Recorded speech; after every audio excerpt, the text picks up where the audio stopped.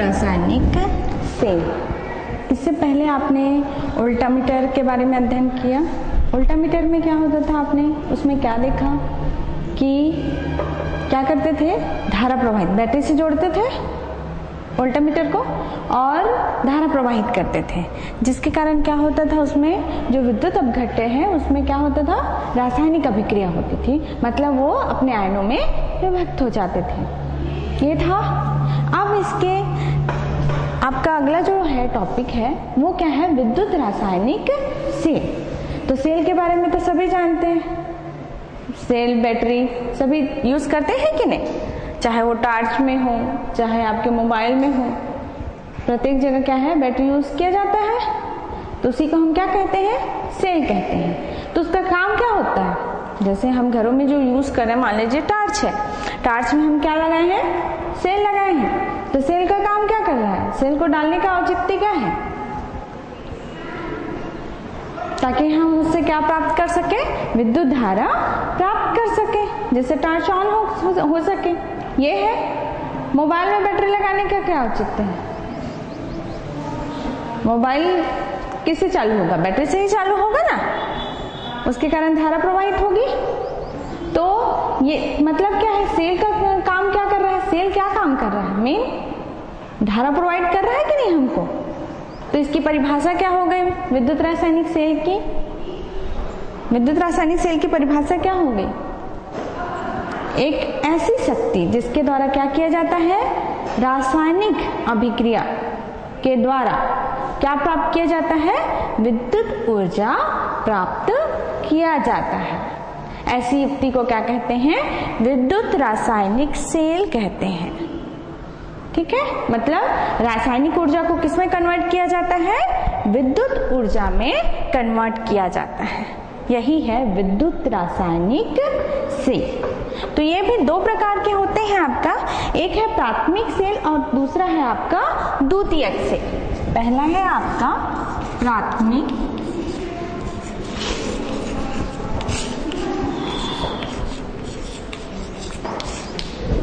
दूसरा है आपका द्वितीयक सेल।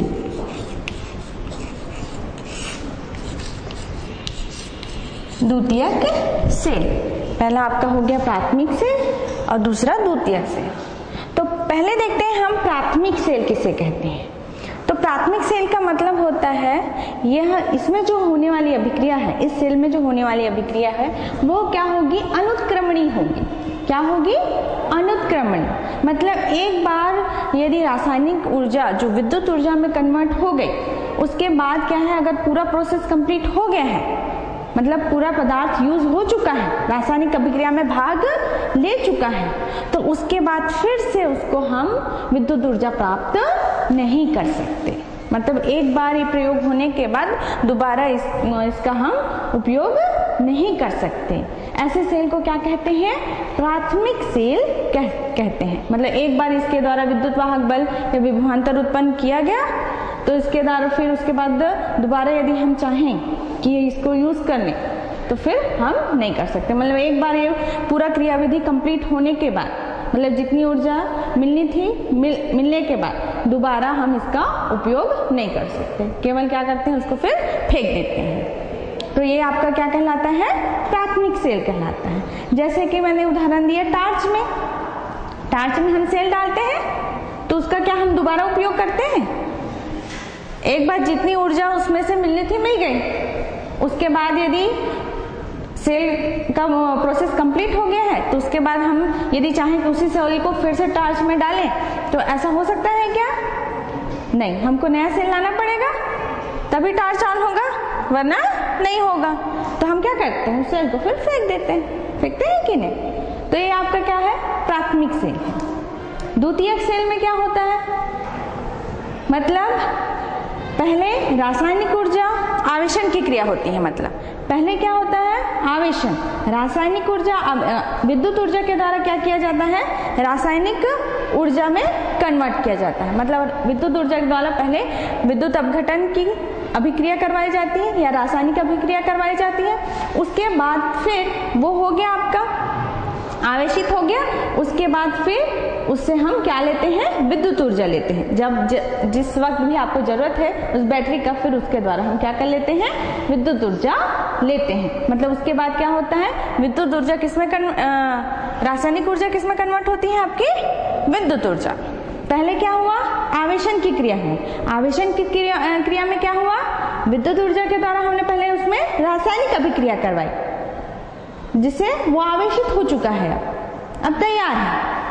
उसके बाद क्या है, हमने निरावेशन की क्रिया करवाई। निरावेशन में क्या होगा, हम विद्युत ऊर्जा उससे लेंगे, तो उस स्थिति में क्या होगा, आपका किसमें कन्वर्ट होगा, अब रासायनिक ऊर्जा विद्युत ऊर्जा में, निरावेशन में रासायनिक ऊर्जा विद्युत ऊर्जा में कन्वर्ट होगी। तो इस प्रकार से आपका ये कौन सा अभिक्रिया हो गया, आपका उत्क्रमणी प्रक्रिया हो गई। प्राथमिक सेल क्या था आपका, अनुत्क्रमणी प्रक्रिया, और द्वितीयक सेल कैसा है, उत्क्रमणी प्रक्रिया। जैसे आप मोबाइल यूज करते हो, है ना, तो मोबाइल में बैटरी होती है, तो क्या किया जाता है, बैटरी को चार्ज करते हैं तो फिर से तैयार हो जाता है कि फेंक देते हैं। एक बार उसका हो गया, बैटरी लो हो गया, डाउन हो गया, जीरो हो गया, उसके बाद क्या कर दिया, उसको फेंक दिए, ऐसा नहीं होता ना। फिर क्या करते हैं, उसको फिर चार्जिंग में चढ़ाते हैं। चार्जिंग में चढ़ाए तो उसमें फिर से आवेशन की क्रिया हो गई। अब फिर आपको यूज करना है, जब उसको फिर लगा दिए तो फिर आपको उसको फिर निरावेशन की क्रिया हो रही है। तो इस प्रकार आवेशन और निरावेशन, तो ये आपका जैसे बैटरी मोबाइल में जो यूज हो रहा है सेल, वो आपका क्या हो जाएगा, बैटरी द्वितीयक सेल हो जाएगा। ठीक है, तो ये है आपका प्राथमिक सेल और द्वितीयक सेल। तो इसमें अंतर क्या है, में एक प्राथमिक सेल अनुत्क्रमणी प्रक्रम है और द्वितीयक सेल कैसा प्रक्रम है, उत्क्रमणी प्रक्रम है। पहले में एक बार निरावेशन के बाद फिर से उसका यूज नहीं कर सकते प्राथमिक में, द्वितीयक में फिर से इसका उपयोग किया जा सकता है। तो ये है आपका प्राथमिक और द्वितीयक सेल।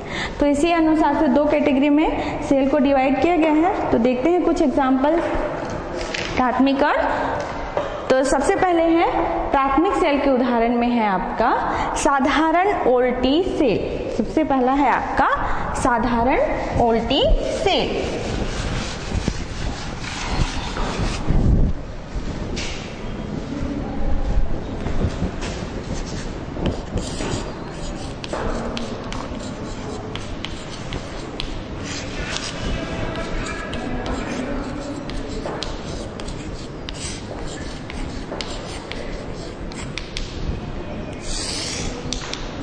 सबसे पहला आपका ये किसका उदाहरण है, प्राथमिक सेल का। तो प्राथमिक सेल में है आपका पहला उदाहरण साधारण ओल्टी सेल। तो साधारण ओल्टी सेल सिंपल सा एक यहाँ पर उसका डायग्राम दिखाया गया है, ये है उसकी संरचना। तो ओल्टी सेल नाम इस किस लिए पड़ा, ये देखते हैं। पहले सबसे पहले जो इसका इन्वेंशन है साधारण ओल्टी सेल का, गैल्वेनी ने की थी सबसे पहले, लेकिन उसमें कुछ खराबियां थी, तो उसमें संशोधन किसने किया, ओल्टा नामक वैज्ञानिक ने किया। तो उन्हीं के नाम से फिर इसका क्या पड़ा, ओल्टी सेल। क्या कहा गया, ओल्टी सेल। तो इसमें क्या होता है, इसकी संरचना किस प्रकार की होती है देखते हैं। ये देखिए यहाँ पर एक कांच का बर्तन है, एक पात्र है कांच का। इस कांच के बर्तन में हमने क्या, गंधकम या H2SO4, इसका विलयन डाला है तनु H2SO4 ना। ये इस विलयन को यहाँ डाल दिया गया। इसमें दो रॉड दिख रहे हैं, दो छड़ हैं, दो प्लेट। कौन कौन सा, एक जिंक का प्लेट है और दूसरा आपका कॉपर का प्लेट है। दो प्लेट हो गया। अब इसमें प्रोसेस कैसे होगा ये देखते हैं। ओल्टी सेल में सबसे पहले जो है ये विलयन है, विद्युत अपघट्य यहाँ पर मिलाया गया है H2SO4। इसका क्या होगा, विद्युत अपघटन होगा। तो विद्युत अपघटन होने पर क्या हो जाएगा, H2SO4 किस में कन्वर्ट होगा, आयनन के बाद H के प्लस आयन में और सल्फेट के माइनस आयन में, आयनों में विभक्त हो गए। आपका जिंक रॉड को जैसे ही आप क्या करोगे, इस विलयन में डुबोगे तो इसका भी आयनन हो जाता है, जिंक जो है उसका। तो जिंक किसमें कन्वर्ट हो जाता है, जिंक के प्लस आयन में कन्वर्ट हो जाता है।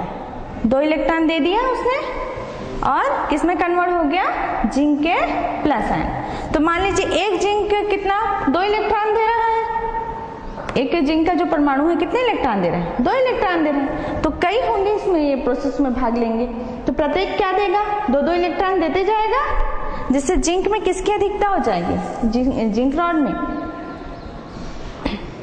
किसकी अधिकता हो जाएगी, इलेक्ट्रॉन की अधिकता हो जाएगी। इलेक्ट्रॉन निकल रहा है ना यहाँ पे, तो क्या हो जाएगा, यहाँ पर इलेक्ट्रॉन की अधिकता हो जाएगी। अब इस इलेक्ट्रॉन की अधिकता होने के कारण इसका जो विभव है विद्युत अपघट्य के विभव से कम हो जाएगा, विद्युत अपघट्य के विभव से कम हो जाएगा। मतलब ये रॉड जो है, ये वाला जिंक रॉड है, वो किसकी तरह कार्य करेगा, आपका कैथोड की तरह कार्य करेगा। कैथोड में क्या होता है, ऋण आवेशित होता है, तो इसमें ऋण आपका इलेक्ट्रॉन जमा हो रहे हैं, तो ये किसकी तरह कार्य करेगा, कैथोड की तरह कार्य करेगा। ये आपका कैथोड बन गया, इसका विभव विद्युत अपघट्य के विभव से कम हो गया। एनोड का विभव अधिक होता है, कैथोड का विभव क्या होता है, कम होता है। अब इसमें आपका जो H के प्लस आयन H2SO4 क्या है, H प्लस आयन भी दे रहा है, तो H प्लस आयन को क्या करेगा, जो जिंक का प्लस आयन है यहाँ पर जो जमा हुआ है, वो क्या करेगा, दोनों प्लस प्लस है, वो क्या करेगा, इसको इसकी तरफ कॉपर प्लेट की तरफ प्रतिकर्षित करेगा। प्लस प्लस में क्या होता है, प्रतिकर्षण होता है। तो जिंक का प्लस आयन क्या करेगा, H प्लस आयन को इसकी तरफ प्रतिकर्षित करेगा।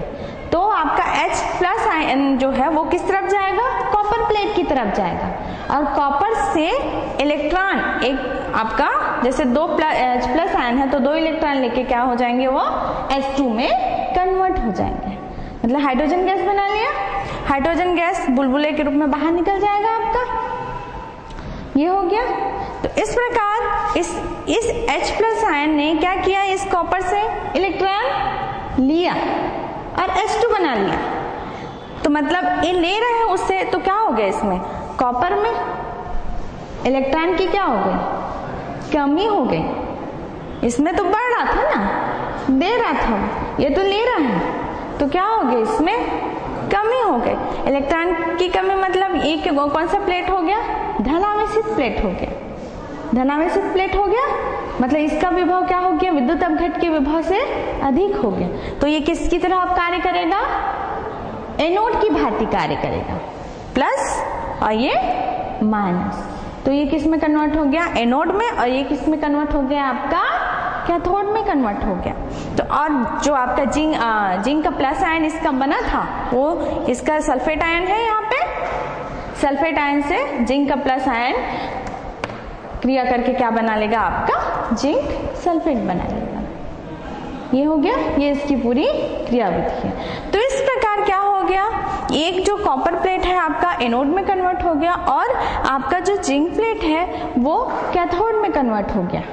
तो इनके बीच क्या है, एक का विभव अधिक हो गया, धनावेशित प्लेट का विभव क्या हो गया, अधिक हो गया, और ऋणावेशित प्लेट का विभव क्या हो गया, कम हो गया। तो एक का विभव अधिक और दूसरे का विभव कम, तो क्या हो गया, क्या उत्पन्न हो गया, इसमें विभव में अंतर हुआ ना, यही क्या कहलाता है, विभवांतर कहलाता है।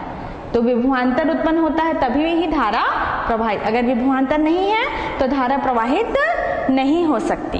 तो इसमें क्या हो गया, विभवांतर।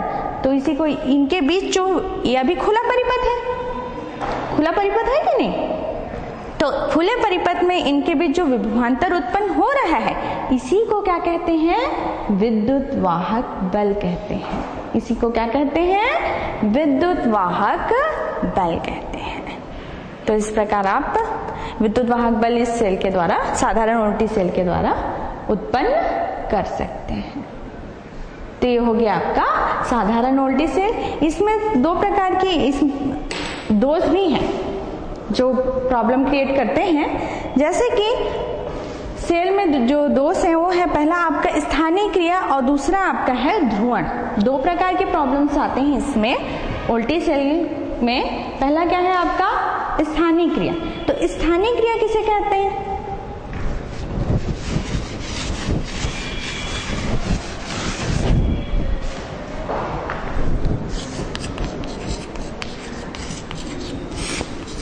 स्थानीय क्रिया, ये दो दोष हैं। पहला दोष स्थानीय क्रिया और दूसरा आपका दोष होता है ध्रुवण। तो स्थानीय क्रिया किसे कहते हैं देखते हैं। जैसे जिंक का जो है वो क्या होता है आपका, मार्केट में महंगा मिलता है थोड़ा सा, तो क्या करते हैं, थोड़ा सा जिसमें अशुद्धि मिली हुई वो वाला बेच देते हैं, तो कम पैसे में वो आ जाता है तो उसका यूज करते हैं। तो जो अशुद्धि मिली हुई जो जिंक है उसमें क्या होता है, साधारणतः लोहा या लेड इसका मिलावट होता है। तो जब इस विलयन में डालते हैं तो समय ये तो क्रिया करता ही है, जिंक तो क्रिया कर भाग लेता ही है, साथ साथ कौन और लेगा, जो उसमें अशुद्धि मिली हुई है वो भी लेगा भाग। तो वो क्या कर देते हैं, छोटे छोटे सेल क्रिएट कर लेते हैं, अपने में ही छोटे सेल क्रिएट करेंगे और उसमें से स्थानीय धाराएं बहने लगती हैं, जिसके कारण क्या होता है, जिंक क्या है आपका इसमें कांटेक्ट में है, तो H2SO4 के साथ अब जिंक तो क्रिया करेगा ही, प्लस अशुद्धियां भी क्रिया कर रही है। तो अशुद्ध जिंक जो आपका H2SO4 है उसका क्या मिसयूज होने लगता है, तो व्यर्थ हो जाता है वो, मतलब जिंक का प्लेट भी ज्यादा घुलने लगता है, प्लस इसका भी यूज होने लगता है, ये व्यर्थ हो गया। तो इससे बचने के लिए क्या किया जाता है, जब प्रयोग करते हैं तो बार बार उसको निकाल के साफ करते हैं और फिर डालते हैं। या तो ये तो साधारण सिंपल सा प्रोसेस हो गया।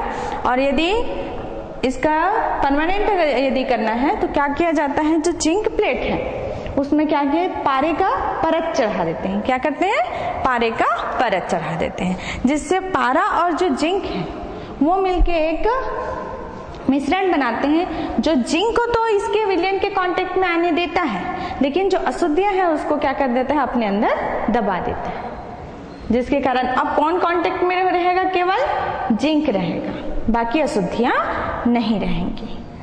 तो ये पहला दोष है इसका। दूसरा है आपका ध्रुवण। ध्रुवण का मतलब है, जैसे हमने देखा यहाँ पर H का प्लस आयन किस में कन्वर्ट होता है, H2, मतलब यहाँ पर आपका क्या हो रहा है, इस वाले प्लेट में H प्लस आयन आता है, इलेक्ट्रॉन लेता है, H2 में कन्वर्ट होता है।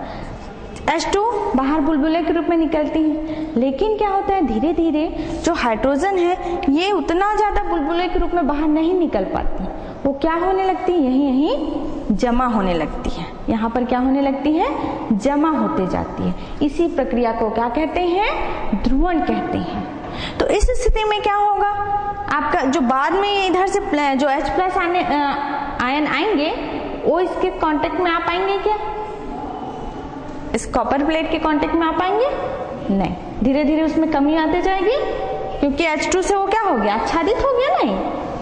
और दूसरा प्रॉब्लम क्या हो जाएगा, H प्लस यहाँ इकट्ठे होने लगेंगे, तो H प्लस क्या करेगा, उसको प्रतिकर्षित करने लगेगा धीरे धीरे, जिससे वो किधर चले जाएगा, जिंक प्लेट की तरफ चलने लगेगा, जिससे उसकी विद्युत वाहक बल का मान क्या हो गया, विपरीत दिशा में जा रहा है, तो विद्युत वाहक बल का मान क्या होने लगेगा, धीरे धीरे कम होने लगेगा।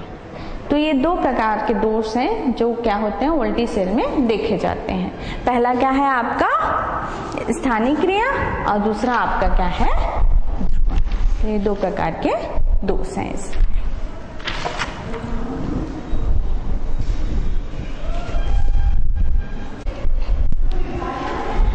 दूसरा प्राथमिक सेल है आपका, पहला आपने क्या देखा, आपका साधारण वोल्टी सेल, दूसरा है आपका डेनियल सेल, दूसरा आपका क्या है, डेनियल सेल। ये भी प्राथमिक सेल ही है।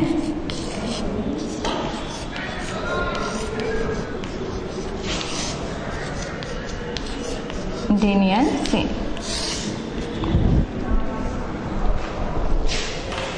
यहाँ पर डेनियल सेल की संरचना दिखाई गई है। इसमें क्या होता है, आपका एक कांच का एक पात्र, तांबे का एक पात्र है, किसका पात्र है इसमें, तांबे का पात्र ले लिए, इसके अंदर जो विलयन है आपका वो आपका क्या है, कॉपर सल्फेट का, किसका विलयन लिया गया है? कॉपर सल्फेट का विलयन है जो विद्युत अपघट्य का काम कर रहा है। यहाँ पर एक और पात्र है जिसको सरंध्र पात्र कहते हैं। क्या कहते हैं? सरंध्र पात्र कहते हैं। इसके अंदर ये जो रॉड है, एक किसकी रॉड लगी हुई है यहाँ पे, या प्लेट लगी हुई है? जिंक की। किसकी प्लेट है ये? जिंक की प्लेट। तो यहाँ पर कॉपर का, ये बाहर का पात्र किसका बना हुआ है? कॉपर का बना हुआ है। और ये जो अंदर है, सरंध्र पात्र के अंदर जो रखा हुआ है, वो जो प्लेट है वो किसका बना हुआ है? जिंक का बना हुआ है। इस पात्र के अंदर, जो अंदर वाली पात्र है सरंध्र पात्र, उसके अंदर आप किसका विलयन भरा हुआ है? तनु सल्फ्यूरिक अम्ल H2SO4। इसका विलयन यहाँ पर मिला दिया गया है। मैंने पहले ही बताया इसमें क्या होती है, जिंक में अशुद्धियां मिली हुई होती हैं, इसलिए यहाँ पर क्या कर दिया जाता है? पारे की परत चढ़ा दी जाती है। यहाँ पर क्या चढ़ा हुआ है? पारे का परत। तो इसकी क्रियाविधि किस प्रकार होती है ये देखते हैं। सबसे पहले जो आपका जिंक का प्लेट है वो किसमें डूबा हुआ है? आपका तनु सल्फ्यूरिक अम्ल में, H2SO4 में डूबा हुआ है। तो जिंक किसमें कन्वर्ट होगा? विलयन में डूबने के कारण जिंक के प्लस आयन में कन्वर्ट हो जाएगा और कितना इलेक्ट्रॉन ले लेगा? दे देगा 2 इलेक्ट्रॉन उत्सर्जित कर लेगा। ठीक है। H2SO4 जो विलयन है वो किसमें कन्वर्ट हो जाएगा? उसका भी आयनीकरण होगा और वो H प्लस आयन में और सल्फेट के माइनस आयन में टूट जाएगा। इस प्रकार जो जिंक का प्लस आयन है वो सल्फेट के माइनस आयन से क्रिया करके क्या बना लेगा? आपका जिंक सल्फेट में कन्वर्ट हो गया। ये आपका जिंक सल्फेट में कन्वर्ट हो गया। यहाँ पर देखिए जिंक कितने इलेक्ट्रॉन दे रहा है? 2 इलेक्ट्रॉन दे रहा है और प्लस आयन में कन्वर्ट हो रहा है। मतलब यहाँ जिंक प्लेट पर क्या की अधिकता हो जाएगी?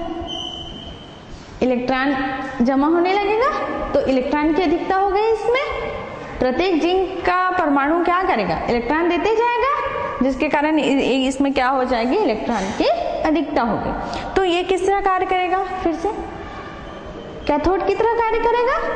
ये किसमें कन्वर्ट हो गया? आपका कैथोड में। इसका जो विभव है विद्युत अपघट्य के विभव से क्या हो गया? कम हो गया।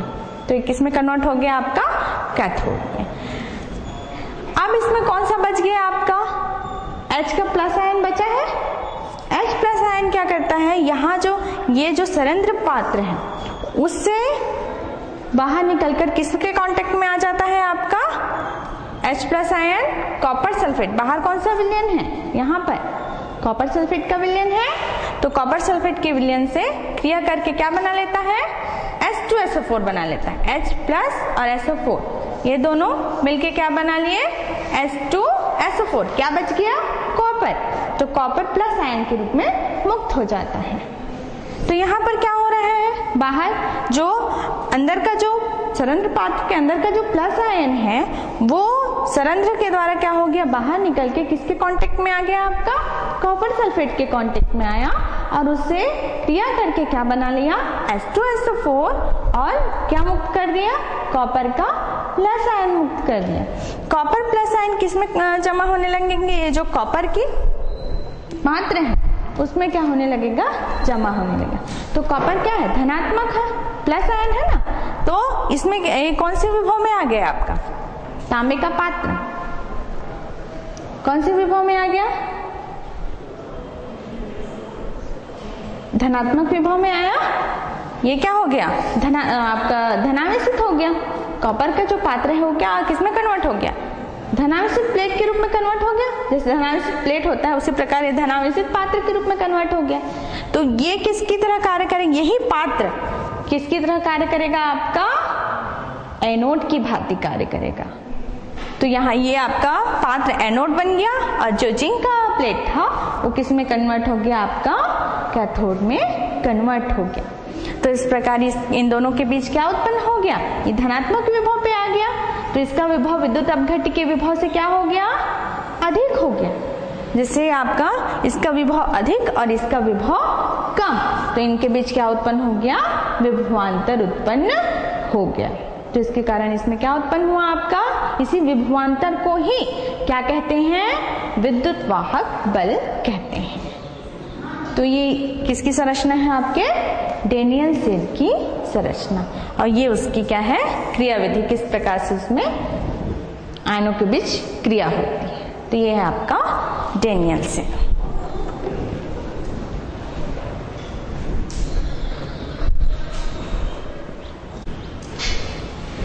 तीसरा आपका है प्राथमिक सेल, लेक्लांसी सेल। तीसरा है लेक्लांसी सेल। लेक्लांसी सेल भी आपका कौन सा सेल है, आपका प्राथमिक सेल ही है। इसकी संरचना इस प्रकार की है आपका, ये देखिए, ये आपका कांच का क्या हो गया, एक बर्तन ले लिए, उसमें अमोनियम क्लोराइड NH4Cl का विलयन विद्युत अपघट्य के रूप में है। यहाँ पर जो इस वाले पात्र है, कांच का जो पात्र है, उसमें किसको डुबो के रखा गया है, जस्ते की छड़ को डुबो दिया गया है। इसके अंदर एक और आपका यहाँ पर पात्र लिया गया है, जिसको क्या कहते हैं, सरंध्र पात्र कहते हैं। तो सरंध्र पात्र के अंदर यहाँ पर किसकी छड़ ली गई है, आपकी कार्बन की छड़ ली गई है, कार्बन की छड़ है। और सरंध्र पात्र के अंदर मैग्नीज डाइऑक्साइड और कार्बन के कुछ कण मिला दिए गए हैं, प्लस क्या है उसमें मैग्नीज मतलब इन दोनों का मिश्रण, मैग्नीज डाइऑक्साइड प्लस कार्बन का मिश्रण लिया गया है यहाँ पर। ये क्षण किसका है, आपका कार्बन का क्षण है। यहाँ पर जिंक में पारे का लेप लगा दिया गया है ताकि अशुद्धि का प्रभाव ना पड़े। तो ये इसकी संरचना हो गई यहाँ पर। अब देखते हैं इसकी क्रियाविधि किस प्रकार होती है। तो इसमें क्या होता है, सबसे पहले जो जिंक है, ये जिंक रॉड किसमें डूबा हुआ है, अमोनियम क्लोराइड के विलयन में डूबा हुआ है। तो जिंक क्या करता है, प्लस आयन में कन्वर्ट हो जाता है। 2 इलेक्ट्रॉन देके किस में कन्वर्ट हो गया, प्लस आयन में। तो यहाँ पर क्या हो गया, इलेक्ट्रॉन की अधिकता हो गई जिंक में, और जिंक प्लस आयन के रूप में कन्वर्ट हो गया। तो इस प्रकार से ये कौन से प्लेट की भांति अब कार्य करेगा, जो ये क्षण है किसकी भांति कार्य करेगा, इलेक्ट्रॉन की अधिकता हो गई, तो किसकी भांति कार्य करेगा, कैथोड की भांति कार्य करेगा।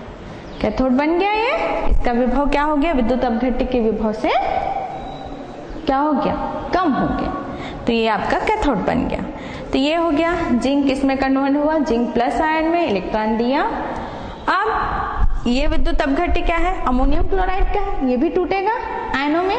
तो ये किस में टूटता है, ammonium chloride, ammonia plus H plus ion और क्लोरीन के माइनस आयन में टूटता है। किसमें टूटेगा, अमोनिया, H प्लस और क्लोरीन का माइनस है। ये अमोनिया गैस है तो ये बाहर निकल जाएगा गैस के रूप में।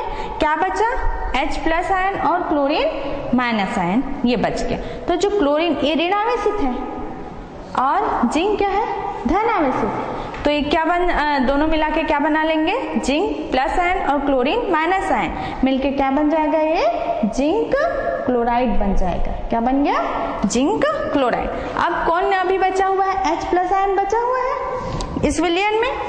इस विलयन में क्या बचा हुआ है, H प्लस आयन। तो H प्लस आयन क्या है, ये आपका जो पात्र है वो सरंध्र पात्र है, तो इससे अंदर प्रवेश कर सकता है H प्लस आयन। तो H प्लस आयन किसमें प्रवेश करेगा, इस सरंध्र पात्र में प्रवेश करेगा। और उसमें क्या मिला हुआ है, सरंध्र पात्र में क्या है, मैग्नीज डाइऑक्साइड है। तो H प्लस जो अंदर प्रवेश करेगा वो किससे क्रिया करेगा, मैग्नीज डाइऑक्साइड से क्रिया कर लेगा। H plus ion manganese dioxide से क्रिया किया और क्या बना लिया, मैग्नीज ट्राइऑक्साइड बना लिया और प्लस H2O बना लिया और इलेक्ट्रॉन मुक्त, धनात्मक इलेक्ट्रॉन, धनावेशित आपका धनावेश मुक्त किया। तो इस प्रकार से क्या हुआ, यहां पर किसकी अधिकता हो गई, धनावेश मुक्त हो रहा है, तो धनावेश का यहां पर अधिकता हो गई। तो ये कौन सा प्लेट में कन्वर्ट हो गया, कार्बन का जो क्षण है धनात्मक प्लेट में कन्वर्ट हो गया ना। तो ये किसकी भांति कार्य करेगा, अब एनोड की भांति कार्य करेगा। एनोड हो गया आपका। यहाँ पर ये एनोड में कन्वर्ट हो गया, ये किस में कन्वर्ट हो गया, आपका कैथोड में कन्वर्ट हो गया, जिसके कारण इनके मध्य में क्या उत्पन्न हो गया, विभवांतर उत्पन्न हो गया। तो अब इससे क्या है, धारा ली जा सकती है। तो ये है आपका लेक्लांसी सेल। यहाँ पर एक बात और ध्यान रखें, मैग्नीज डाइऑक्साइड यहाँ पर लिया गया है, क्या, मैग्नीज डाइऑक्साइड। इससे पहले वाले जो साधारण वोल्टी सेल था उसमें दोष था, जिसमें से कौन सा दोष एक था, ध्रुवण का दोष, जिसके कारण H2 मुक्त होता, मतलब H2 का क्या हो जाता था, कवर्ड कर देता था प्लेट को, जिसके कारण क्रिया में क्या है, धीमी हो जाती थी। तो उसी का निवारण करने के लिए यहाँ मैग्नीज डाइऑक्साइड लिया गया है। मैग्नीज डाइऑक्साइड क्या करेगा, मैग्नीज डाइऑक्साइड वो H2 बनने नहीं देगा, वो क्या करेगा, उसको पानी में कन्वर्ट कर देगा। किस में कन्वर्ट कर देगा, पानी में कन्वर्ट कर देगा, जिसके कारण ध्रुवण की क्रिया क्या हो जाएगी, कम हो जाएगी। तो ये आपका क्या हो गया, लेक्लांसी सेल। इसका एक दोष भी है, मतलब इसने मैग्नीज डाइऑक्साइड लिया जरूर है, लेकिन इसको इसमें किस रूप में लिया है, उसने ठोस रूप में लिया है। तो ठोस के रूप में क्या है, क्रिया में जल्दी भाग नहीं लेते, तो क्या हो जाता है, मतलब उतना अधिक हाइड्रोजन जो आयन है उसको पानी में कन्वर्ट नहीं कर पाते। तो ये एक दोष है इसका, ठीक है। और ये इसका ये है कि इसका 1.5 वोल्ट का विभवांतर इसके द्वारा उत्पन्न किया जा सकता है। तो ये आपका क्या है, लेक्लांसी सेल की संरचना और उसकी क्रियाविधि। तो ये है आपके प्राथमिक सेल के कुछ उदाहरण। अभी तक आपने क्या पढ़ा, सेलों के बारे में पढ़ा, जिसमें अभी प्राथमिक और द्वितीयक सेल में कौन सा पढ़ रहे थे, प्राथमिक सेल पढ़ रहे थे। तो आगे अपन एक और उदाहरण देखेंगे नेक्स्ट। धन्यवाद।